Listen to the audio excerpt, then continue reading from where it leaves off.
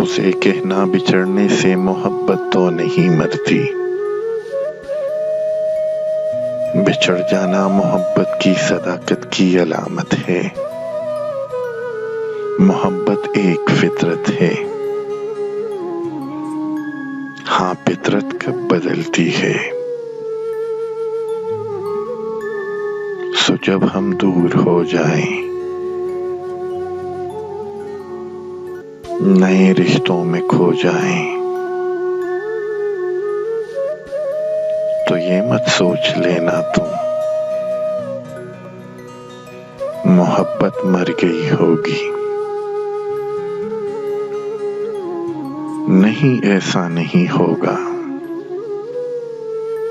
मेरे बारे में अगर तुम्हारी आंखें भर आएं, छलक कर एक भी आंसू पलक पे जो उतर आए, तो बस इतना समझ लेना,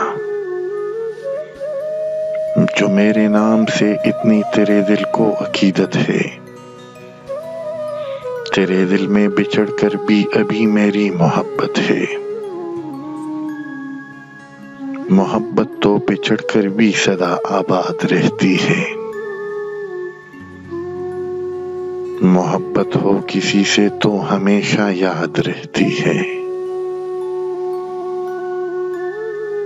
मोहब्बत वक्त के बेरहम तूफान से नहीं डरती।